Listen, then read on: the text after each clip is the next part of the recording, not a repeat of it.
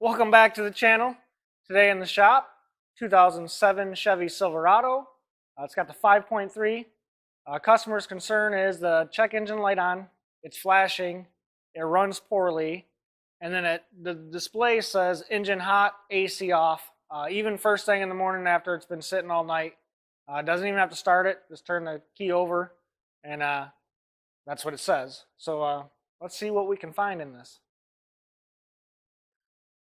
All right, in the truck, he dropped this off last night. So, and all I did was start it and pull it in real quick. So you'll see that with the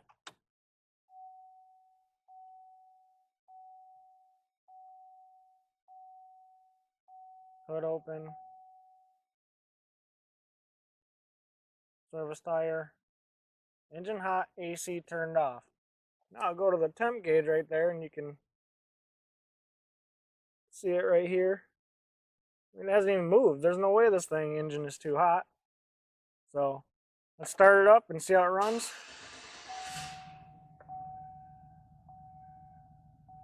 Oh yeah, it's shaking.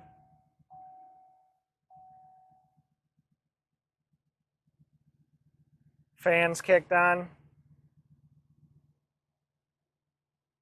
There's the flashing of the engine light.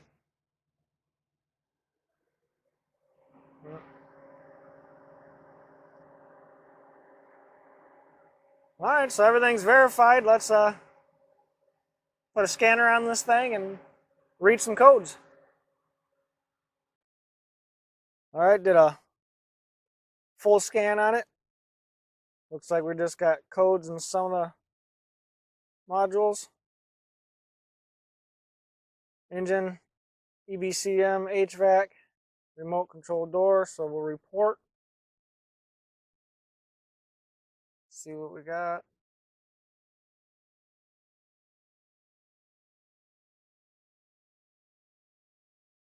So we've got the P0128, a P0300.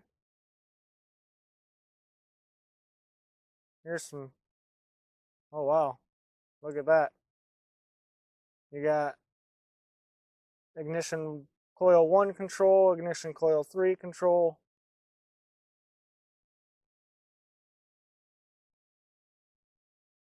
HVAC's not going to make it run bad. Okay. So, let's go into some misfire data while it's running and see which cylinders are actually misfiring here. Okay, here's got it on the misfire data. We'll go ahead and start it up.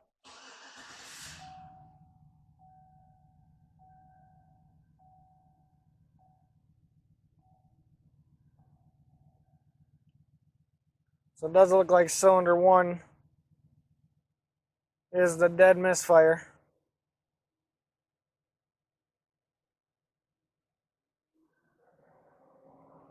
There goes the fans kicking on again. So it does appear cylinder 1. Let's check the coolant temp here, just to see what it says.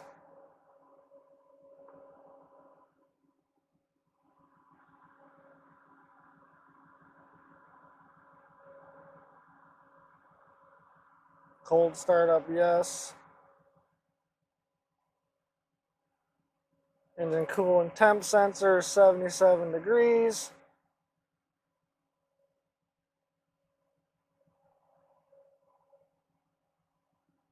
Open loop.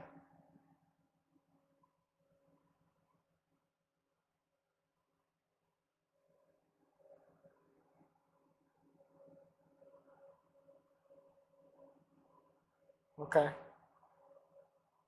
80 degrees.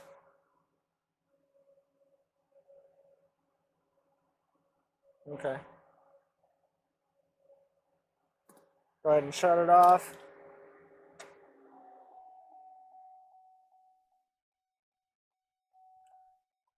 Alright, so now what we're going to do is go after that cylinder 1 misfire. Honestly, we'll probably start with some Swaptronics just because it's really easy to do to decide whether it's a coil or what's going on, and then we'll see if those other ignition coil circuit codes come back once we figure out this dead misfire on cylinder 1. So let's get under the hood. All right, under the hood, driver's side, we've got cylinder 1, 3, 5, and 7. So all we're going to do here is I'm going to unplug the coil here, take the 2 bolts out, and I'm just going to swap 1 with 3.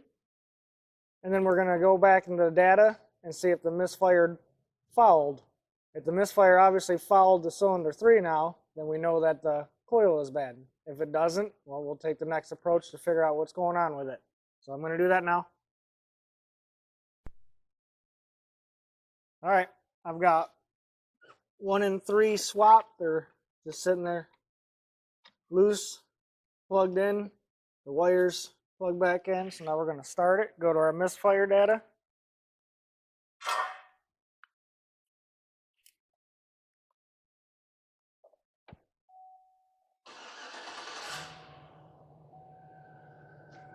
Oh yeah, still running rough. You'll hear the fans kick on here in a minute. Go to our misfire data.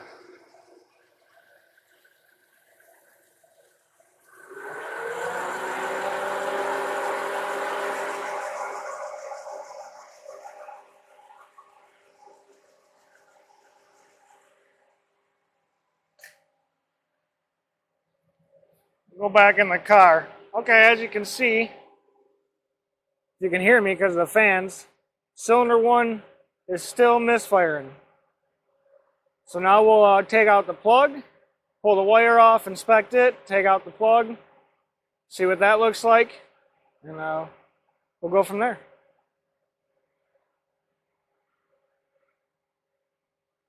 Now we have a misfire on cylinder 3 too. Looks like a kind of a dead miss, huh? All right, let's see what's going on. All right, I went ahead and swapped the 2 coils back to their original spots to see if that cylinder 3 misfire goes away. I think we may have a coil problem and something to do with an electrical problem, being that this whole bank had those ignition coil circuit faults. So let's go start it and see if now we still just only have it on cylinder 1 instead of 1 and 3 now.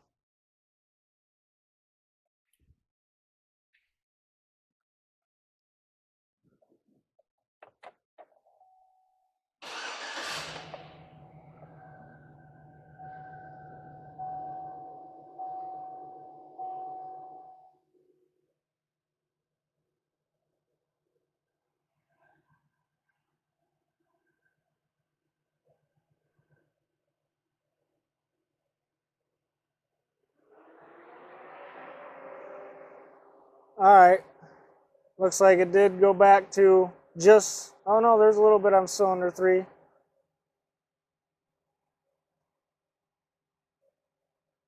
Okay. All right. So let's pull those plugs, see how they look, and we'll go from there.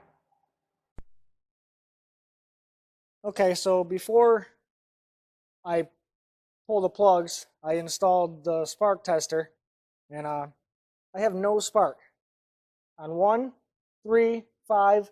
I didn't even test 7. So I don't think it's a coil problem. I think we're going to go towards all the ignition coil circuit faults. I've got ground back probed on cylinder number 1. We'll start with ground, see what we have, and I'll show you why I'm starting with ground.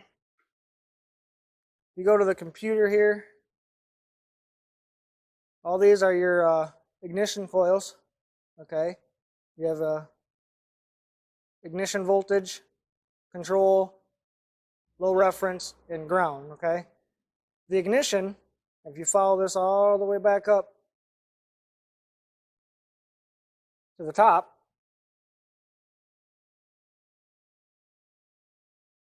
'cause comes from these fuses right here. Okay, it's shared with other ones like the injectors.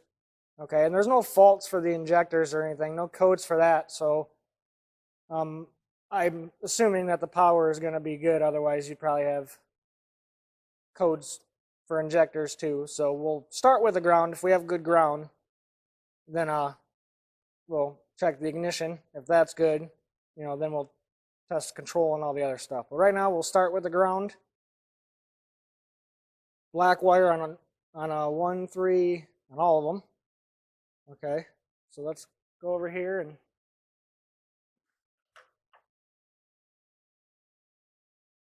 like I said, I've got this back probed into the ground.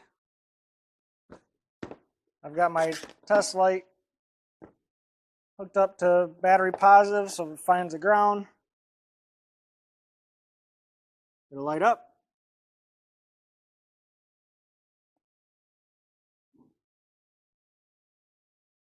No light, very dim. I don't know if you can see that, but it's super, super dim light right there. Let me try to wiggle this and maybe it'll... Nope, still got a super, super dim light. So now what I want to do to verify is I hook my ohm meter up to it and see if we got voltage on that ground side. All right, we got the meter ready to go. It's over there to battery negative, hooked up right here. Now, first thing we're going to do is turn the key on so we can have voltage going to the ignition coil. If there is voltage and a bad ground, it'll go through the coil, back out the ground, and we'll get a voltage reading on the meter. So let's go turn the key on.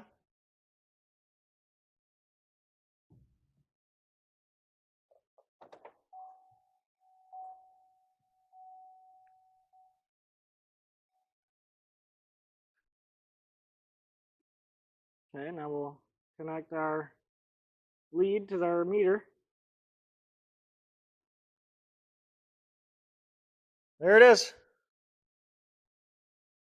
So we have voltage going to it, and it looks like we have a bad ground. 10.85 volts. Should have no volts on the ground side when energized.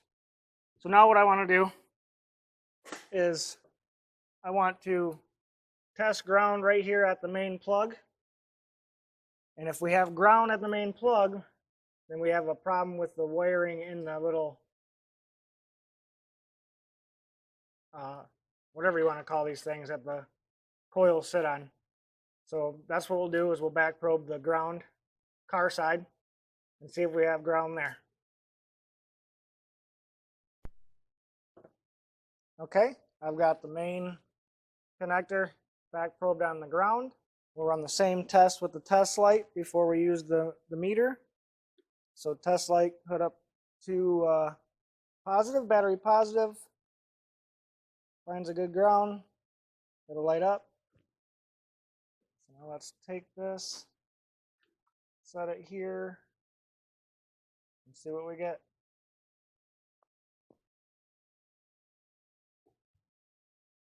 Got nothing.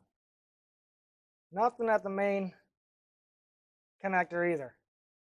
Okay, so now we'll do the same test with the meter and see if we get a voltage reading. And I'll remind you that all this testing is done with everything plugged in. So, because if you have it unplugged, you won't show any voltage on the ground. It's got to go through the the components and everything. It's got to have a load. So we'll hook up the meter and we'll be back. All right, got the meter hooked up. Back over to battery negative. So once again, we'll turn the key over to energize everything.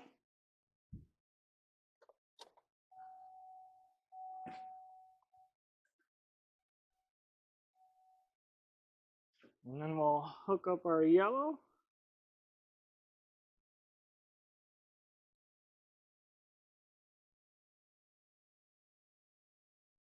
There it is, 10.4 volts. So no ground right at the main connector.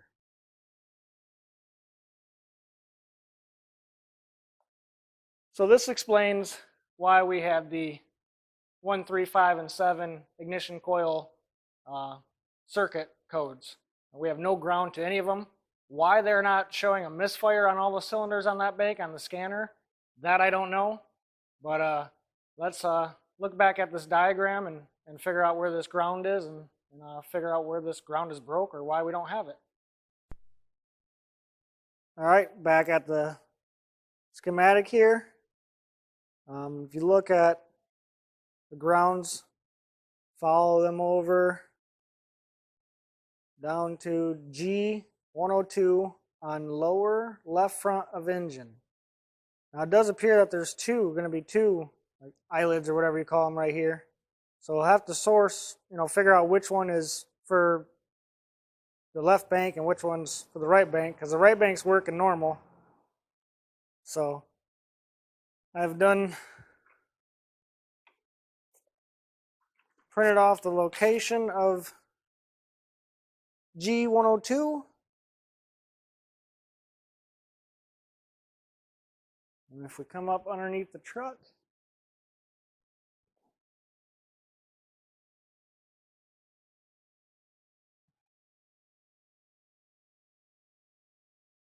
I don't know if you can see it or not.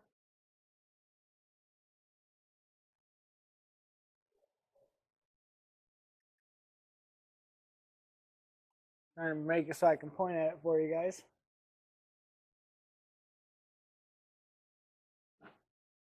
It is right there. Here's your cables.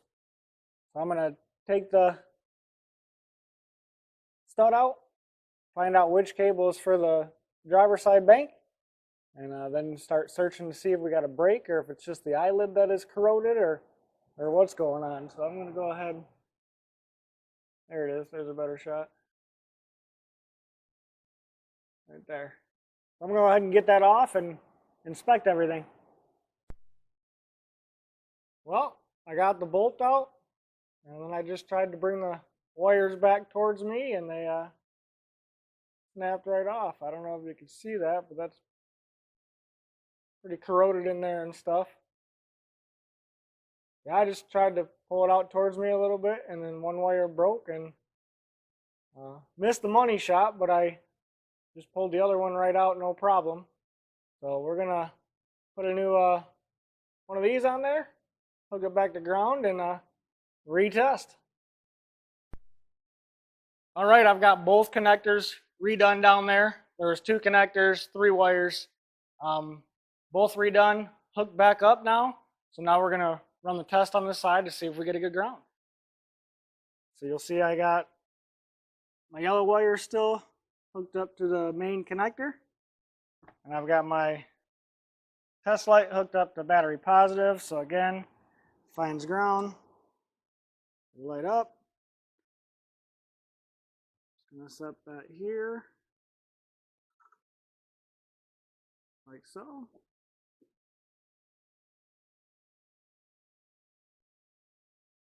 There it is.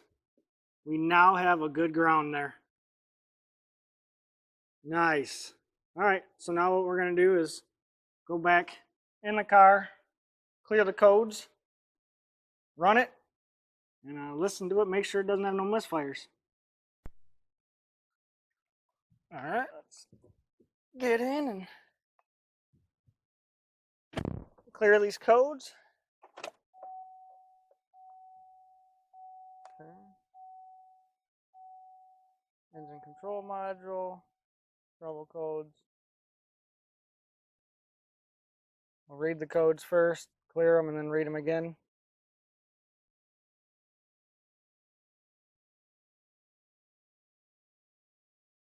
Current history.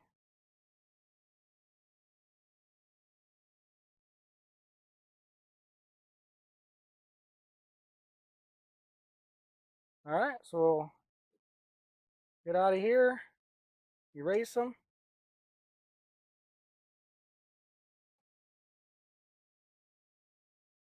We'll read them one more time.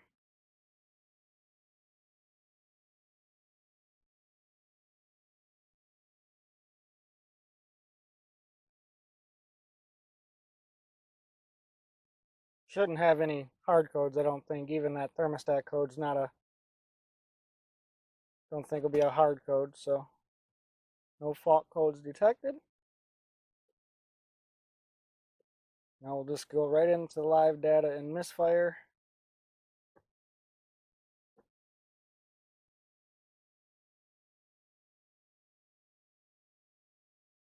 We'll back out just for a minute.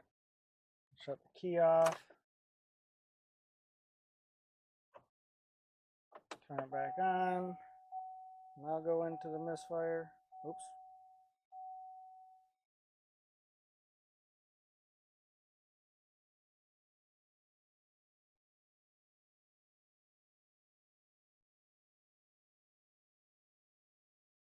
Okay, we'll just select all these. I'll fire it up. Well, that started a lot better.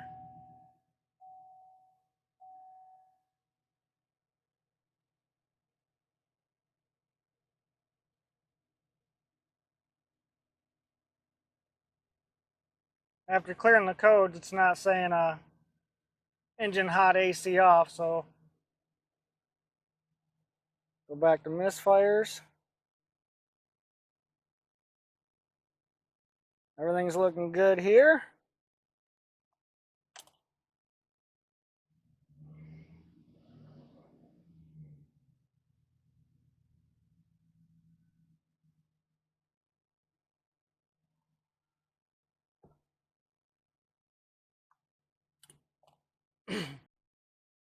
Well, there you have it. That Misfire problem's fixed. No parts required, other than some couple little eyelid connectors, whatever you want to call them. Customers love no parts required. Keeps it a little bit cheaper for them. So I will move on to the thermostat, figure that problem out, but that won't be part of this. So if you like this video, gave you some insight on how to look for some things, please like, subscribe, comment, and we'll see you in the next one.